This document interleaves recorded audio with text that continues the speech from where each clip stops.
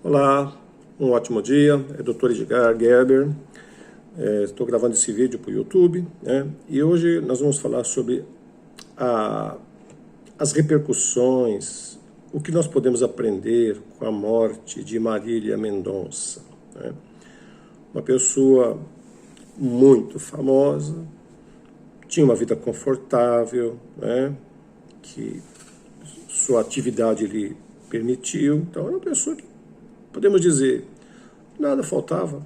Tinha uma filha pequena, 2 anos, uma carreira brilhante até agora, e tudo indica que seria assim por muito, muito tempo.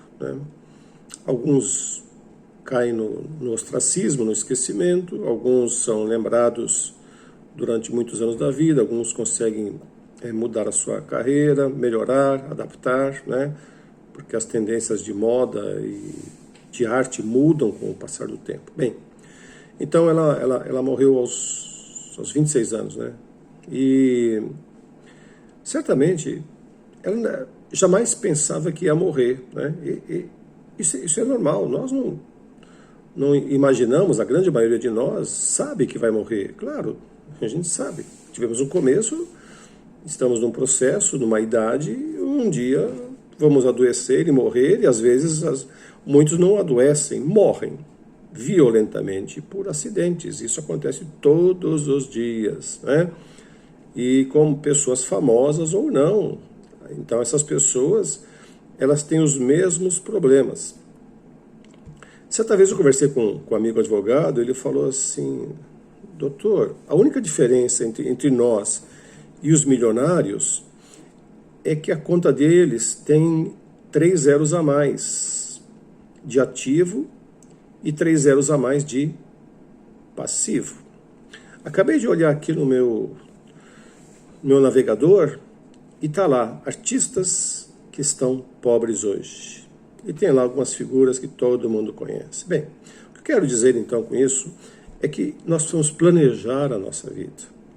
Ainda que jovens, e se você já tem alguns bens, um bem que seja, proteja este bem, proteja isso que você já conquistou. Não espere aumentar a lista da sua declaração de imposto de renda, mas já comece agora a pensar em como deixar este patrimônio para os seus herdeiros. Talvez algum nem haja nascido ainda, não importa. Mas se você já tem condições, faça isso agora. Não espere aquele malfadado inventário. Porque a noção popular que a gente tem é o seguinte, que o inventário é indispensável. E pela lei é assim, a pessoa faleceu, abre-se a sucessão. É necessário fazer o inventário, você tem 60 dias para iniciar o inventário, porque senão virão multas e taxas maiores e mais pesadas. Tem um amigo, um advogado, que ele teve um cliente que o pai dele faleceu. E o pai dele tinha imóvel, sim. Mas ele o que fez? Deixou para lá, deixa a vida levar, E depois, uns 4 anos, a mãe faleceu. E aí ele vai procurar o advogado e ele ficou surpreso porque ele tinha uma multa de mais de 40 mil reais só de atraso pelo não recolhimento do ITCMD, pelo falecimento do pai. Da mãe ele conseguiu evitar, porque ele chegou no advogado na época certa e conseguiu, dentro do prazo, ainda recolher aquele imposto. Então veja que isso é uma coisa que corrói o nosso patrimônio. E aquele rapaz, ele não tinha dinheiro. O que ele fez? Ele precisou vender o imóvel dele, que ele morava durante mais de 15 anos, num bairro confortável lá do Rio de Janeiro. Teve que vender o imóvel. E claro, quando o imóvel está em inventário, logicamente você sabe que ninguém quer comprar aquilo, a não ser que seja um investidor.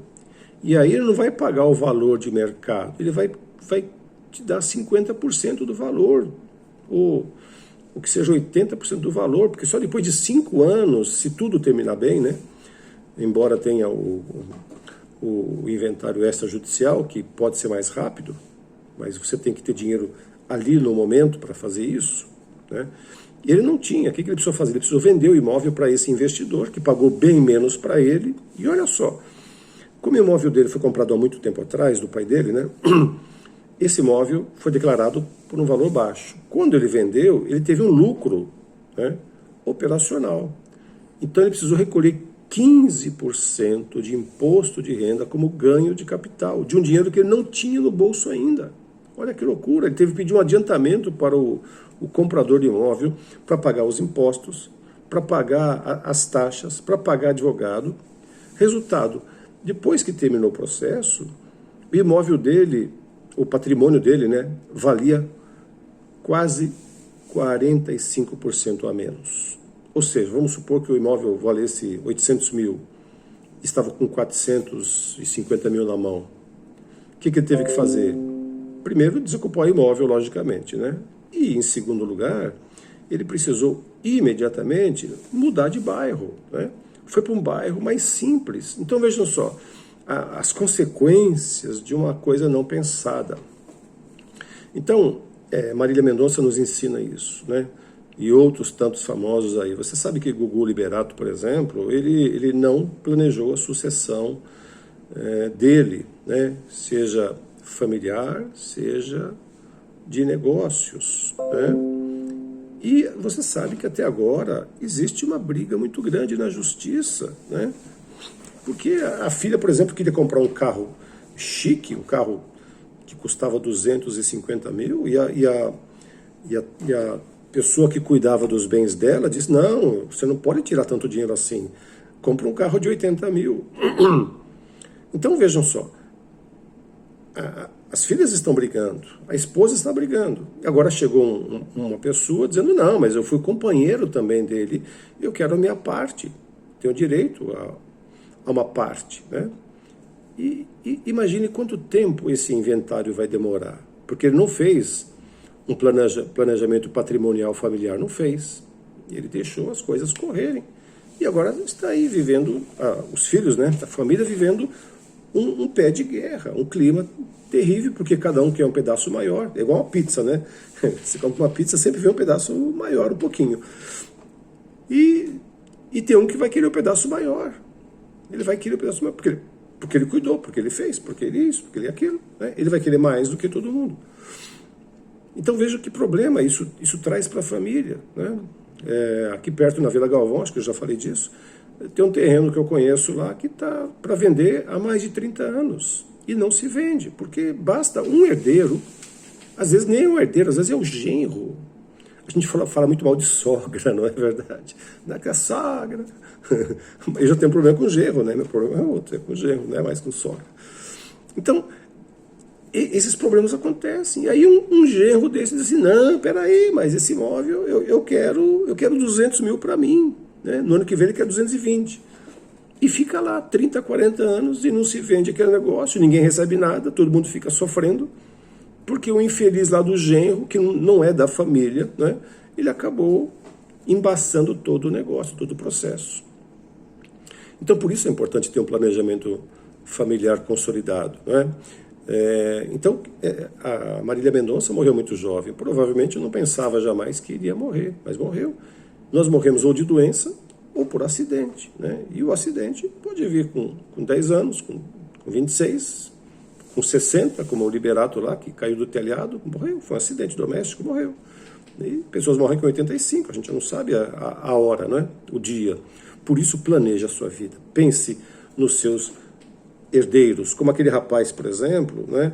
Imagina, ele teve que mudar, rebaixar sua categoria social para viver num outro bairro, porque o dinheiro acabou, o patrimônio que o pai deixou foi corroído, dilapidado por impostos, taxas e serviços. Então, é um sistema cruel que arranca das mãos dos herdeiros uma grande parte do patrimônio. Então, pense nisso agora. Comece a procurar alguém para te ajudar nesse sentido. Procure planejar a sua vida, não espere um futuro incerto. Comece a pensar nos seus filhos, porque você sabe o quanto custou, quanto pagou para ter um imóvel, para ter um bem ou um patrimônio até mesmo. Você sabe quanto custou.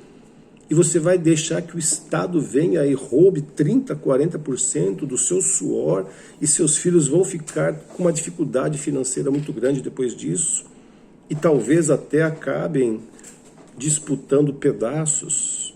Eu sei que você não quer isso, eu sei que você não quer que seu filho viva. Então imagine se você pudesse resolver agora em vida isso. Pense nessa situação. Você pode mudar isso. Você não precisa esperar que a vida siga o seu curso natural e eles que se virem. Não. Se você ama eles de verdade, você vai pensar no seu futuro, você vai pensar em protegê-los, em cuidar para que esses bens não sejam corroídos. Um outro problema que existe também quanto à propriedade é o fato de nós sermos alcançados por dívidas que às vezes você não sabe. Eu vou dar um exemplo. Eu tive, há 15 anos atrás, uma loja de DVD. Um amigo meu me convidou e tal, entrei de sócio. E ele tinha uma outra loja com a esposa dele. E na loja dele lá, uma funcionária processou na Justiça do Trabalho. E aí o que aconteceu? O juiz olhou lá os bens desse amigo e não tinha nada. E aí ele viu que eu era sócio desse rapaz numa outra empresa, aqui, ó. E disse assim, não, peraí, esse tonto aqui tem dinheiro, vamos bloquear a conta dele. E o juiz apertou um botão assim, ó, bloqueio judicial. No dia seguinte, minha conta estava bloqueada. Não podia tirar R$1 da minha conta. Eu tinha a ver alguma coisa com essa loja? Não tinha nada a ver. Então, eu tive que procurar um advogado na época, tive que correr atrás, tive que provar que eu era de uma loja e ele era de outra loja, que a dívida era de outro CNPJ, né? Mas olha o transtorno que isso traz. E se essa loja fosse minha de verdade? Né? Meus bens ficariam bloqueados, como ficaram. Logo depois, né, a gente conseguiu resolver, mas o seu bem fica bloqueado na justiça. A sua conta corrente não pode ser movimentada mais enquanto você não saldar a sua dívida. E às vezes o porteiro do prédio onde você mora recebe uma intimação, uma notificação, e ele esquece de passar para você. E o processo vai correndo à revelia, você não sabe. E um belo dia existe uma execução em cima de você e vai levar parte do seu patrimônio embora. Então, isso tudo é um risco que você pode eliminar, fazendo um planejamento inteligente agora. Então não deixe para depois, comece a pensar nisso, comece a buscar meios de você resolver essa situação em vida. Não espere que uma fatalidade leve seus filhos a um litígio, a uma discussão interminável. E não precisa ter muitos bens, não. Tem uma senhora conhecida minha que faleceu. Eu falei agora com a filha dela, fiz um post lá no meu WhatsApp, e ela falou assim, mas doutor Edgar, como assim? Como é que é possível isso? Aí eu expliquei para ela, ela falou, olha, a minha avó quando morreu, brigaram por causa de sapato, por causa de relógio, brigaram na família, né? Ela tinha uma casinha, morava lá, e aí morava junto com o filho, e o filho falou, não, fica tranquilo, depois que ela morrer, a gente vai ver isso tudo com muita calma, tal. A mulher mal morreu, o rapaz pôs todo mundo para fora, disse assim, essa casa aqui é minha, porque eu cuidei da minha mãe, porque eu fiz isso, eu fiz aquilo, eu tenho direito, eu vou alugar essa casa, aí vocês podem ir embora. Simples assim. Não deixe que isso aconteça com você, com seus netos e genros que virão, talvez você nem os conheça, nem os tenha ainda, mas proteja os seus filhos, proteja a sua esposa, o seu marido, fazendo desde logo alguma coisa muito importante. Um ótimo dia a todos, Dr. Edgar Geber à sua disposição.